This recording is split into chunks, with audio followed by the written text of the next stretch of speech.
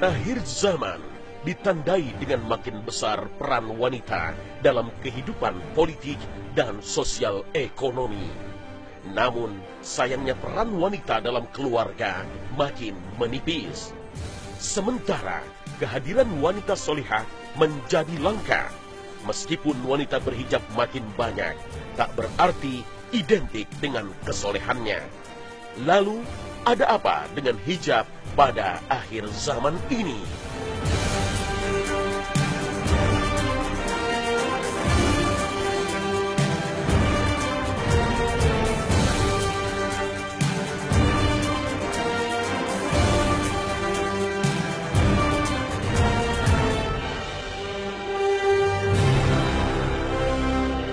Assalamualaikum warahmatullahi wabarakatuh. Pemirsa khazanah yang dirahmati Allah Ta'ala, alhamdulillah, saat ini tak sulit untuk menemukan wanita berbusana muslimah. Bahkan para remaja tidak mau ketinggalan ikut bergaya dengan jilbabnya. Hingga anak-anak kecil pun dipermak oleh ibu-ibunya dengan jilbab yang lucu. Jilbab sudah menjadi tren mode yang tak kalah bersaing dengan mode barat. Sayangnya masih ada jilbab sekedar mode tanpa mengindahkan batasan syariat. Jilbab lebih banyak dipahami sebagai kain penutup rambut wanita yang lebih cocok berfungsi seperti kerudung. Bahkan sebagian kerudung masih memperlihatkan sebagian rambut depan. Ada juga kerudung yang diikat di leher tidak menjulur hingga dada. Sebenarnya jika dirunut, kata jilbab berasal dari Al-Quran dalam surat Al-Ahzab ayat 59. Hendaklah mereka mengulurkan jilbabnya ke seluruh tubuh mereka. Jadi, jilbab adalah pakaian yang lebar, longgar, dan menutupi seluruh bagian tubuh, sebagaimana yang disimpulkan oleh Al-Qurtubi, yaitu jilbab adalah pakaian yang menutup seluruh tubuh kecuali wajah dan telapak tangan. Lalu, apa yang dimaksud dengan hijab? Meskipun bermakna lebih umum, dalam praktek sehari-hari, hijab tak jauh berbeda dengan jilbab. Saat ini, kata hijab lebih tren digunakan untuk memaknai pakaian wanita yang sudah memenuhi syariat Islam, dikenal dengan istilah hijab syar'i. Sayangnya, baik jilbab maupun hijab masih dipahami secara sempit seperti kerudung. Hingga berbagai mode pun bermunculan hanya sebagai kain penutup rambut wanita. Dan sebagian tidak mengikuti syariat. Misalnya leher dibiarkan terbuka atau bagian dada tidak tertutup jilbab, sedangkan pakaiannya terlihat ketat menerawang hingga mengikuti lekuk tubuh wanita. Mode busana ini sudah diingatkan oleh baginda Rasulullah SAW. Karena wanita yang mengenakannya akan menjadi penghuni neraka. Ada dua golongan dari penduduk neraka yang belum pernah aku lihat. Suatu kaum yang memiliki cambuk seperti ekor sapi untuk memukul manusia. Dan para wanita yang berpakaian tapi telanjang, berlenggak-lenggok, kepala mereka seperti punuk unta yang miring. Wanita seperti itu tidak akan masuk surga dan tidak akan mencium baunya walaupun baunya tercium selama perjalanan sekian dan sekian. Hadis riwayat Muslim. Untuk memahami makna hadis ini, mari kita simak pendapat para ulama. Imam An-Nawawi rahimahullah dalam syarahnya atas kitab Sahih Muslim berkata, hadis ini merupakan salah satu mukjizat Rasulullah SAW. Apa yang telah beliau kabarkan kini telah terjadi.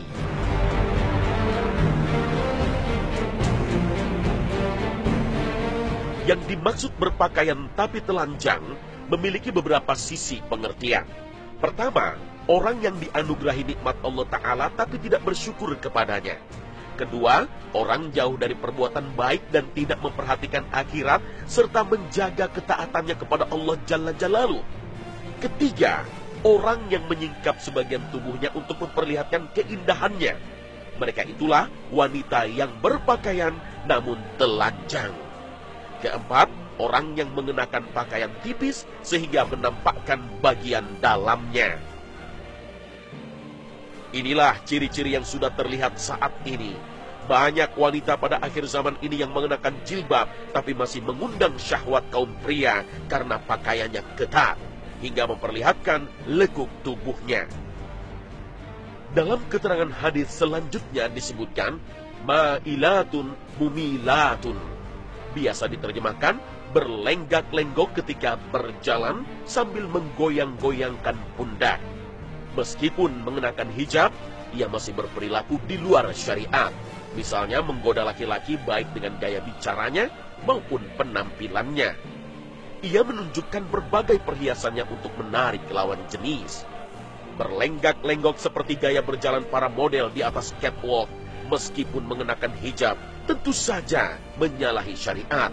Karena dalam hatinya tersirat motif untuk pamer diri dan memancing syahwat kaum laki-laki. Kepala-kepala mereka seperti punuk-punuk unta. Begitu disebutkan dalam hadis Nabi. Sering ditafsirkan dengan gaya berjilbab saat ini yang membuat kepala para wanita menjadi nampak besar dengan menggunakan kain kerudung atau selempang yang digulung di atas kepala hingga mirip dengan punuk-punuk unta. Karena itulah mode hijab tertentu sering dikaitkan dengan makna hadis Nabi ini. Namun, sebagian ulama memahami kata ma'ilat dalam hadis itu adalah yang menyisir rambutnya dengan gaya condong ke atas, yaitu model para pelacur yang dikenal pada masa itu.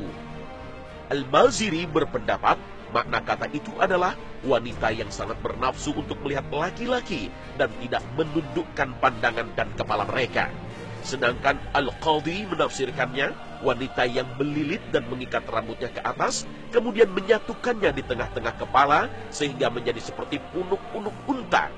Saking tingginya hingga berlenggak-lenggok ke kiri dan ke kanan.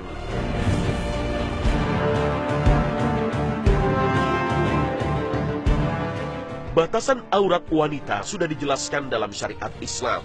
Allah Ta'ala menciptakan wanita tidak sama dengan laki-laki, baik postur tubuhnya maupun kondisi kejiwaan, karena mengandung banyak hikmah dan kemaslahatan. Laki-laki diberi amanah sebagai pemimpin keluarga, sedangkan wanita diciptakan untuk mengandung dan melahirkan anak.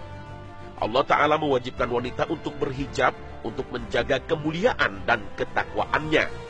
Yang dimaksud dengan hijab syar'i tidaklah yang berkaitan dengan mode tertentu, tapi yang terpenting memenuhi persyaratan yang telah digariskan oleh syariat.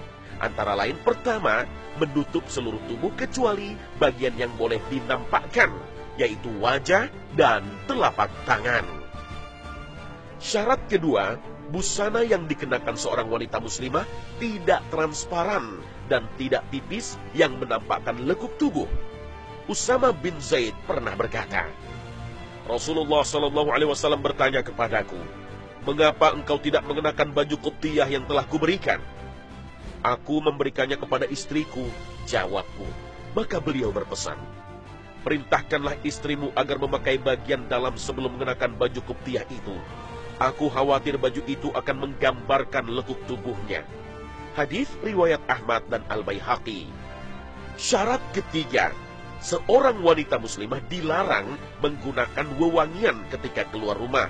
Berdasarkan sabda Nabi, antara lain hadis dari Abu Hurairah radhiyallahu anhu. Seorang wanita melintas di hadapan Abu Hurairah dan aroma wewangian yang dikenakan wanita tersebut tercium olehnya. Abu Hurairah pun bertanya, hai hamba wanita milik Al-Jabbar, Allah Ta'ala, apakah kamu hendak ke masjid? Benar, jawabnya. Abu Hurairah lantas bertanya lagi, apakah karena itu kamu memakai parfum? Wanita tersebut menjawab, benar. Maka Abu Hurairah berkata, pulang dan mandilah kamu.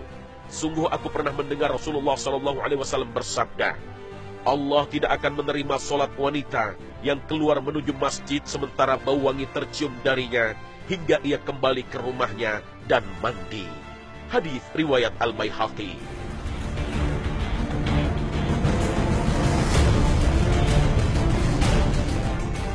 Larangan ini menurut para ulama juga berlaku tidak hanya ke masjid, juga saat wanita keluar rumah ke tempat lainnya, meskipun wanita telah mendapat izin dari suaminya. Syarat keempat, Pakaian yang dikenakan seorang wanita muslimah tidak menyerupai laki-laki. Dari Abu Hurairah radhiyallahu anhu, ia berkata, Rasulullah Shallallahu Alaihi Wasallam melaknat pria yang memakai pakaian wanita dan wanita yang memakai pakaian pria. Hadis riwayat Abu Daud, Ibnu Majah, Al-Hakim, dan Ahmad. Syarat kelima, hijab bersama busana muslimah tidak boleh mengundang sensasi untuk menjadi pusat perhatian. Misalnya dengan perhiasan atau modenya. Rasulullah bersabda, barang siapa yang memakai pakaian syuhrah di dunia, maka Allah akan memakaikan pakaian kehinaan yang serupa baginya pada hari kiamat. Lalu Allah akan menyulutkan api pada pakaian itu. Hadis riwayat Abu Daud dan Ibnu Majah.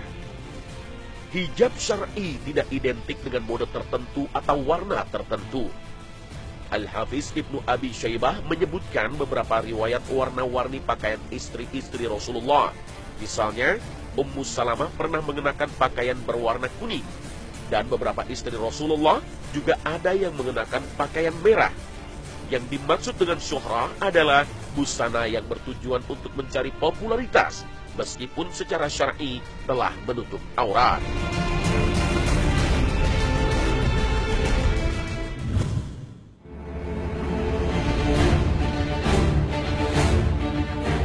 Jilbab atau hijab adalah masalah fundamental dalam syariat Islam, bukan masalah furu'iyah.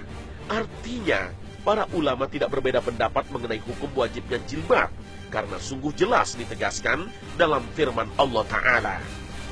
Hai Nabi, katakanlah kepada istri-istrimu, anak-anak perempuanmu dan istri-istri orang mukmin, hendaklah mereka mengulurkan jilbabnya ke seluruh tubuh mereka. Yang demikian itu supaya mereka lebih mudah untuk dikenal, karena itu mereka tidak diganggu. Dan Allah adalah Maha Pengampun lagi Maha Penyayang. Al-Quran Surah Al-Ahzab ayat 59. Dalil lainnya ditunjukkan dalam sabda Nabi. Dari Ummu Atiyah ia berkata, pada 2 hari raya kami diperintahkan untuk mengeluarkan wanita-wanita haid dan gadis-gadis pingitan untuk menghadiri jamaah kaum muslimin dan doa mereka.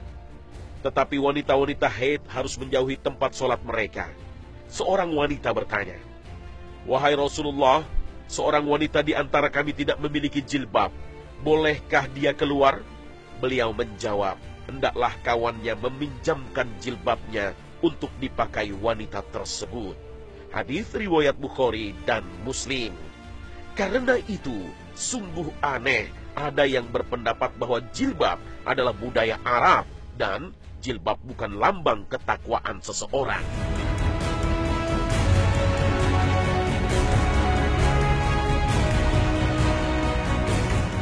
Jilbab merupakan sebuah identitas keislaman seorang wanita yang telah membuktikan dirinya menjaga kehormatannya.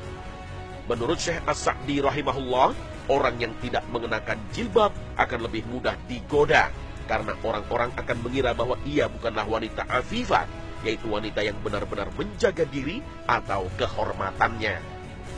Wanita yang telah mengenakan hijab tidak berhenti pada kewajiban itu, karena masih banyak perintah Allah Ta'ala dan Rasulnya yang harus dikerjakan, dan masih banyak larangan yang harus dijauhinya. Mengenakan hijab bukan karena tuntutan lingkungan, tapi kewajiban syariat untuk menutup aurat dan menjaga kehormatan serta kemuliaan seorang wanita muslim.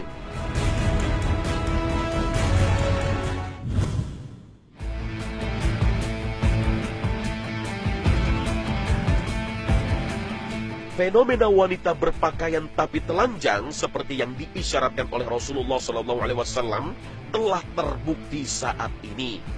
Jika kita keluar rumah, jalan-jalan di pusat perbelanjaan, tidak sulit untuk menemukan wanita yang mengumbar auratnya. Wanita berpakaian tapi telanjang menjadi ciri kita telah berada di akhir zaman. Karena wanita, seseorang bisa masuk surga. Sebaliknya, karena wanita pula, seseorang bisa masuk neraka. Rasulullah telah mengingatkan dalam sabdanya, aku tidak meninggalkan satupun fitnah sepeninggalku yang lebih membahayakan para lelaki, kecuali para wanita. Hadis riwayat Al-Bukhari dan Muslim. Yang dimaksud fitnah dalam hadis ini adalah ujian, yang diperingatkan oleh Rasulullah sudah banyak terbukti. Begitu banyak tokoh yang hancur karirnya karena bujuk rayu dan tipu daya seorang wanita. Berapa banyak seorang anak tega menelantarkan ibunya juga demi cinta seorang wanita. Rasulullah pernah berkhutbah ketika terjadi gerhana matahari. Wahai kaum wanita, bersedekahlah, karena aku telah melihat neraka, dan aku melihat kalian merupakan sebagian besar penduduk neraka. Mereka bertanya, mengapa begitu ya Rasulullah? Rasulullah menjawab, karena kalian terlalu banyak mengumpat dan tidak berterima kasih atas kebaikan-kebaikan yang telah diberikan kepada kalian. Hadis riwayat Bukhari Muslim. Salah satu yang menyebabkan banyak wanita tergelincir pada neraka adalah kufur terhadap kebaikan suaminya.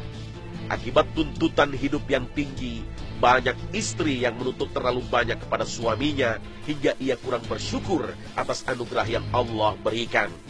Rasulullah SAW bersabda, Allah tidak akan melihat kepada wanita yang tidak mensyukuri apa yang ada pada suaminya dan tidak merasa cukup dengannya. Hadis riwayat Nasa'i.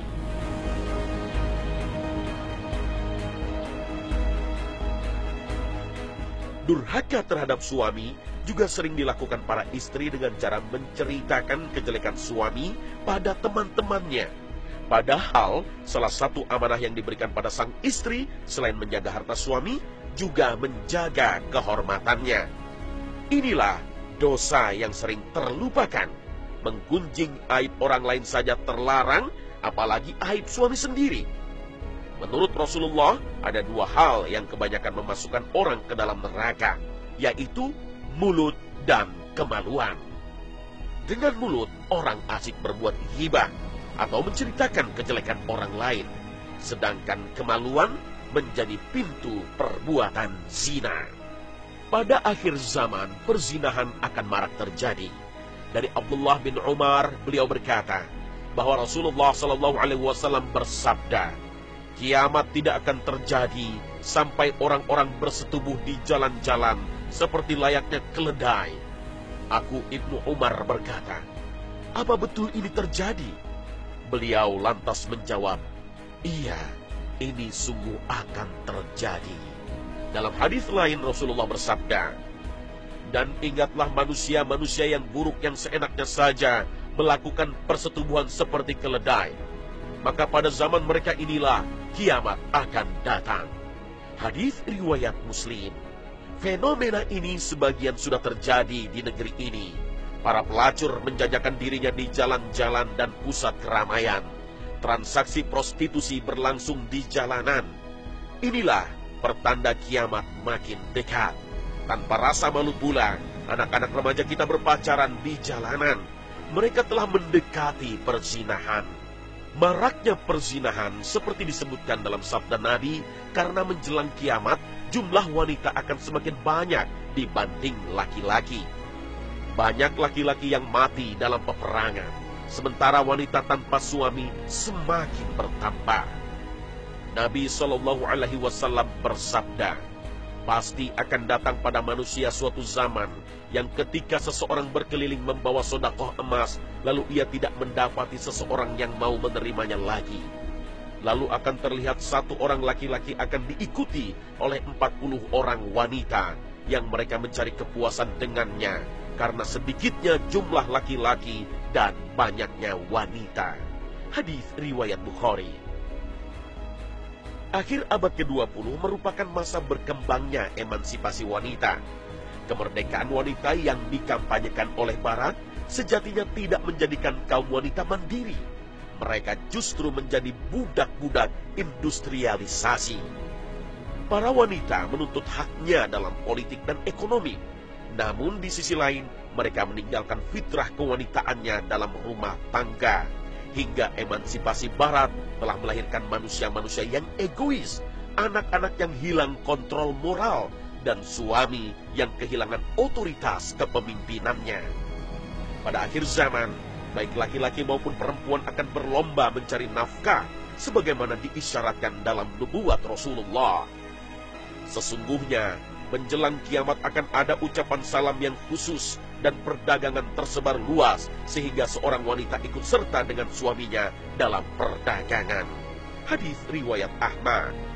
Hadis ini bisa menjadi isyarat beban ekonomi di akhir zaman akan makin berat, hingga seorang istri ikut mencari nafkah untuk keluarganya. Atau hadis ini bisa jadi menjadi sebuah isyarat runtuhnya peran suami sebagai kepala rumah tangga, hingga membiarkan istrinya bertugas sebagaimana dirinya di luar rumah. Kelak mungkin tidak ada istilah ibu rumah tangga yang berkewajiban mendidik anak dan melayani kebutuhan suaminya. Wallahu a'lam bishawab.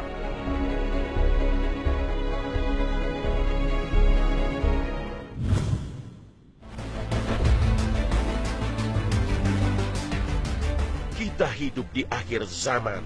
Sebagian fenomena tentang wanita yang diisyaratkan oleh Rasulullah sudah terjadi. Jika pencapaian dunia segala-galanya bagi kita, baik harta maupun jabatan, tak ada nilainya ternyata. Karena Rasulullah bersabda, dunia ini adalah perhiasan, dan sebaik-baik perhiasan adalah wanita solihah. Hadis riwayat Muslim. Ada kebahagiaan dunia yang sesungguhnya, yaitu sebuah keluarga yang dibangun di atas syariat Islam. Sebuah keluarga yang terdiri dari suami yang soleha, amanah terhadap tugasnya sebagai pemimpin keluarga. Seorang istri solihah yang menjaga kehormatan rumah tangganya, serta anak-anak yang soleh, buah dari didikan dan doa orang tuanya. Seorang laki-laki adalah pemimpin bagi keluarganya, dan akan diminta pertanggungjawaban di akhirat kelak sesuai dengan perannya. Begitu pula seorang perempuan yang menjadi istri dan ibu dari anak-anaknya. Di samping tugas beratnya sebagai ibu yang melahirkan anak, Allah Ta'ala angkat kehormatan seorang wanita dengan ketaatannya terhadap suami menjadi pintu menuju surga. Rasulullah bersabda, apabila seorang wanita sholat 5 waktu, puasa sebulan Ramadan, menjaga kemaluannya dan taat kepada suaminya, maka dikatakan kepadanya, masuklah engkau ke dalam surga dari pintu mana saja yang engkau sukai. Hadis riwayat Ahmad. Bahkan peran domestik yang dilakukan seorang istri dan ibu bagi anak-anaknya juga menjadi jalan untuk meraih surganya Allah Azza wa Jalla. Berkhidmat kepada suaminya telah dilakukan para wanita utama di kalangan sahabat.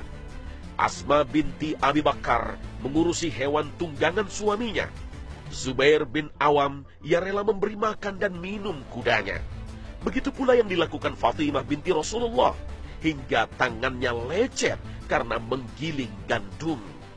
Ketika Fatimah datang ke tempat ayahnya untuk meminta seorang pembantu, sang ayah yang mulia memberikan bimbingan yang lebih baik. Maukah aku tunjukkan kepada kalian berdua apa yang lebih baik bagi kalian daripada seorang pembantu?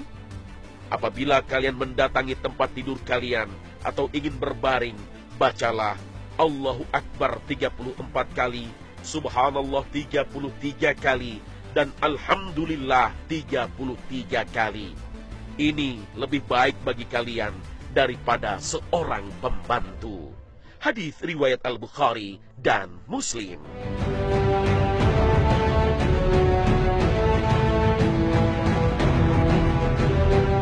Karena itulah, sifat-sifat seorang wanita soleha disebutkan dalam Al-Quran dan hadis Nabi tak dilepaskan dari perannya sebagai istri dalam sebuah keluarga. Allah Subhanahu wa Ta'ala berfirman, wanita, istri solehah adalah yang taat lagi memelihara diri ketika suaminya tidak ada, dikarenakan Allah telah memelihara mereka. Al-Quran Surah An-Nisa ayat 34. Cukuplah bagi seorang wanita menyandang gelar wanita solehah, salah satunya dengan ketaatannya kepada suami, setelah taat kepada Rabbnya dan Rasulullah. Husain bin Mihsan berkata, bibiku berkisah padaku, ia berkata, aku pernah mendatangi Rasulullah SAW karena suatu kebutuhan.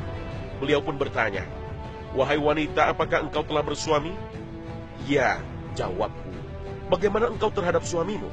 Tanya beliau. Aku tidak mengurang-urangi dalam mentaatinya dan berkhidmat padanya, kecuali apa yang aku tidak mampu menunaikannya, jawabku. Rasulullah kemudian bersabda, lihatlah di mana keberadaanmu terhadap suamimu, karena dia adalah surga dan nerakamu. Hadis riwayat Ibnu Abi Syaibah. Inilah hijab sesungguhnya yang harus dimiliki seorang wanita muslim.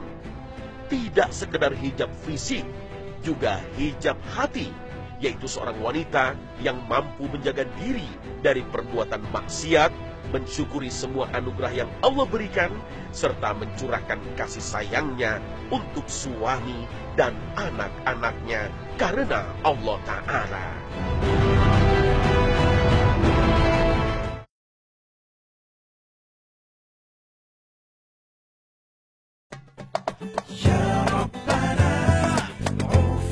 Pemirsa Khazanah, semoga episode ini memberi pencerahan kepada kita semua, terutama kaum wanita, agar memahami peran dan tugasnya dalam keluarga, kemudian mewaspadai fitnah akhir zaman yang akan dihadapi dirinya dan keluarganya.